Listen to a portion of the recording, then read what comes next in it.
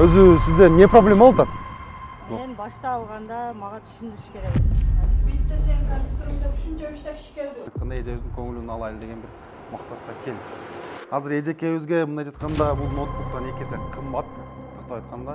Анан любой нерсени көтөрө турган деңгээлдеги өтө күчтүү ноутбукту белекке беребиз иншалла. Ассаламу алейкум урматтуу туугандар, урматтуу кыргыз элим. Азыркы учурда Амин Store магазини Баткенге атайын мындай жатканда Бишкектен Баткенге ат арытып, жол карытып, узак жолдугуна карабастан бир эженин Рамазандын урматына кубандырганы кетип атабыз да. Өтө сонун болот. Бирок деген жери бар туугандар. Эржигитке жанагы WhatsApp'тагы записти укканда мен жүрөгүм чын эле түшүп эле калды да. Эптеп эле бир нерсе кылып саттым, болду, аягы эмне кыласыз, аягы деп мындай эми эптеп эле сатып эле дальше уже карабай эме кылып коюш эмес да андай.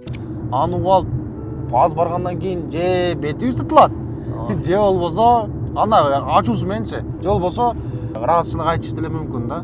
Бирок бул эмне үчүн болуп атат бул нерсе? Башынан бир ситуацияны бир катар айтып бербейсизби? Негизинен башынан айтсак, бул эже Баткенден болот. Биз доставка менен ноутбук жөнөткөнбүз. Негизи башынан айтсак, бул эже мага программистке бюджетный ноутбук керек деген. Где-то 33-36 миң сомго. Аны ошого жараша биз ноутбук бергенбиз. Ал негизи биз айтканбыз, кымбатыраак алсаңыз да жакшы деп. А бул жарайбы деп айтканда биз ооба начальный уровеньге жарайт деп. Ошону берип мен кылгандан кийин 2-3 ай окугандан кийин по-любому ал жерде программистте Linux ошого нерсе кошулат да. Кошулганда бир аз эме болушу мүмкүн. Разница болушу мүмкүн. Эми биз начальныйге де бюджетный вариант бергенбиз да негизи. Азыр эже негизи ушул акча жактан дагы кичине эме болуп атат. Ошо ноутбукту биз жаңылап берейин деп атабыз да. Ошол эженин дагы Баткенден атайын эме кылып окуйт экен. Эми Баткенде айтишник экен, окугандар аз да. Бул эже жашы улуу эле экен. Жашы улуу эле. Ушундай эжелерге кичине мындай поддержка берип, ноутбук азыр кубандырайлы деген эле эмеде көйгөйүн чечип, жакшы бир ноутбук менен иштеп, дагында эле баягы дальнейший программист болуп, бул акчалар жөн иштей турган болсун деген максатта. Кал эмне үчүн мындай конфликттерди жаратып атат экен, ошол кызыктырып атат да. Же болбосо бир окуган жерлеринен мындай бир бузуп койгон адамдар болду. Психологический кээ бир адамдар ар кайсы сөздөрдү айтып, мындай кылыш керек, тигиндей кылыш керек деп өзү билбеген нерселерди эле айтып коюшу деле бул ыктымал да. Мына ошол себептен балким ал эжебиз аларга ишенип, бизге мындай ишенбестик жаратпадыбы деген мындай суроо да. Негизги маселе ошол жерде болуп атат. Бизде мисалы биз мына Motion Web, Окурмен, ошогондор менен иштешебиз да.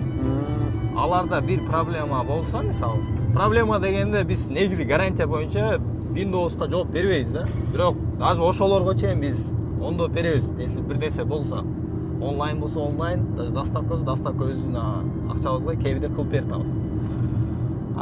Кээ бирки ошондой мелкий проблемаларды тиги агайлары чечип бере албай, анан ол эженин көз карашында биз күнөөлүү болуп калатабыз да.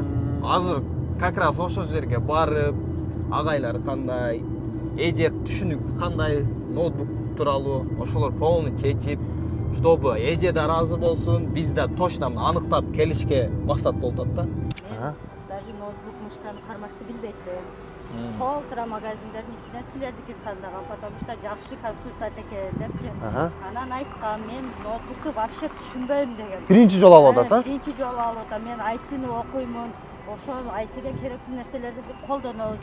Дальнейшем иштей турган болуш керек деген. Анан эми өтө кымбат эмес, мындай нормальный ценада деген да. Анан пока ушуну иштете берсеңиз болот. Анан кийин профессионал болуп кеткениңизде алмаштырып ала бересиз деген да. Значит болот экен деп мен билбейм да. Ал тармакта иштеген эмесин түшүнбөймүн. Биринчи жолу эме турган. Анан ошентип эле алгам. Ошону мага айтып атпаймынбы эми? Силер ошону башта нормально кылып түшүндүрүп айтпапсыңар деп. Эже, бул азыр сиз муну алсаңыз, дальнейшем бир маселе чыгып калышы мүмкүн. Мегабайт аз же эме память аз деп. Алсаңыз, только ушундай баада ала аласыз.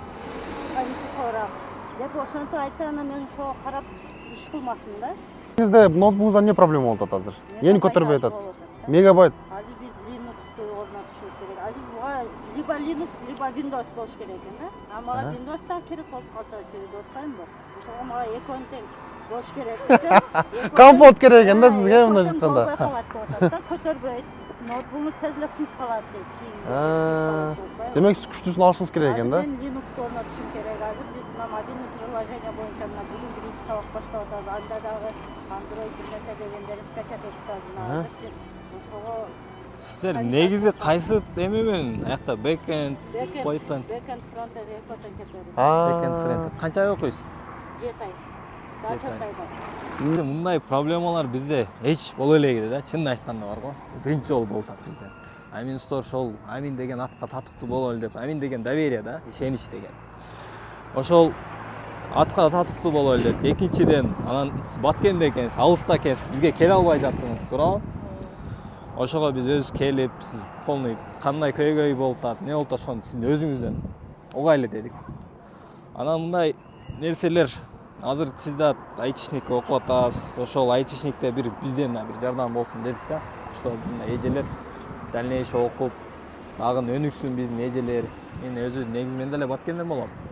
Ушу Бишкектериме калып кеткенбиз да. Ошого азыр ноутбугуңузду бир көрүш керек болуп атат. Анан ошого карап туруп, дагы бир сюрприз бар. Ноутбугуңуз окуу жайга кирип көрсөк болобу? Кандай болуп атат процесс? Же мишет этебизби? Мен сабак баштан болсо эле кирип кетем. Бизде бул агай эми келип атат. Башта башка агай болчу. Ал ооруп калып кетип, азыр ордуна башка келди да.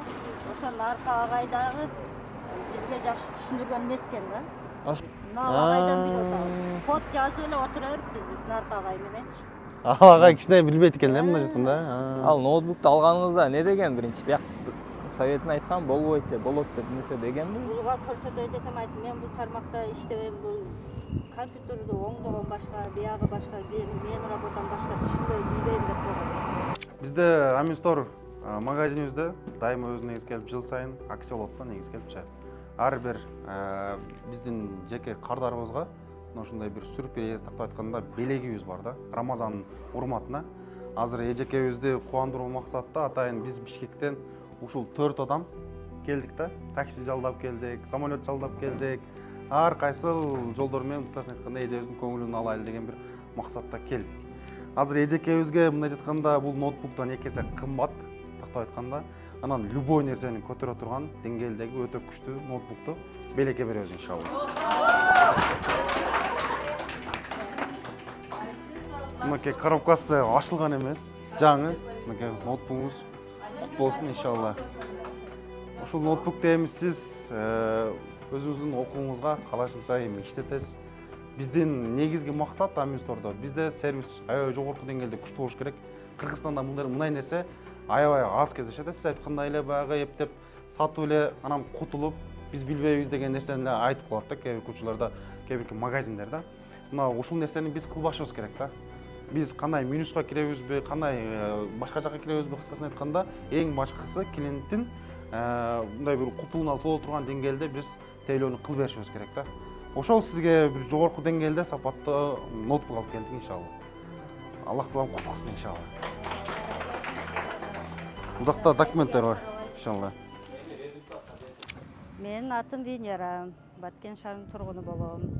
Азыр биз 2 ай 3 ай окуп койдук. Дальнейшем бизге күчтүү программаларды орнотуш керек болуп атат. Ошондуктан дагы күчтүүрөөк ноутбук керек экен бизге. Ошол маселе боюнча Амин Store'до балдарга кайрылган болчу. Бишкектен Амин Store'дун балдары атайын Бишкектен Баткенге келишип, ушул мен маселемди чечип берейли, көрүп берейли, эмне маселе болуп атат экен, эмне маселе жаратып атат экен деп болсо атайын Бишкектен келип, жетекчиси Эржигит өзү кошулуп келип, мына көйгөйдү чечип берип атышат. Рахмат балдарга, Алла разы болсун. Мага мындай сюрприз болду, неожиданно болду. Мен ойлогон болчумун, мына Бишкекте көп эле магазиндер саткыча эле сатышат дагы эптеп, ооба деп анан кийин уже карабай коюшат го. Бул Амин Store дагы балдар андай эмес экен. Мына атайын өздөрү Бишкектен Баткенге келип отурушат. Чоң рахмат, мага аябай сюрприз болду. Мен күткөн эмесмин, ойлогон эмесмин. Биринчи жолу мен да жашоомдо ушундай болуп атат. ушундай жакшы инсандар бар экен. Ошо Амин Сторго кайрылсаңар болот. Бул эми чистый отзыв, бул мактаган эмес, чистый отзыв. Ушундай Алла разы болсун, кайдыгер карабай келип, мындай сюрприз кылып, маселени чечип берип отурасыңар. Ошо сюрприз подарка ноутбук кылышты. Андан да 2 эсе кымбат, күчтүү ноутбукту без доплата, без ничего, просто так мага подарок кылып атышат, белек кылыштылар. Дуаңыз да жетти да, үнүңүз да жетти, Кудай тылгачы. Катуу дуа кылам. Алла разы болсун, элден кайтпаса Кудайдан кайтсын. Иншалла.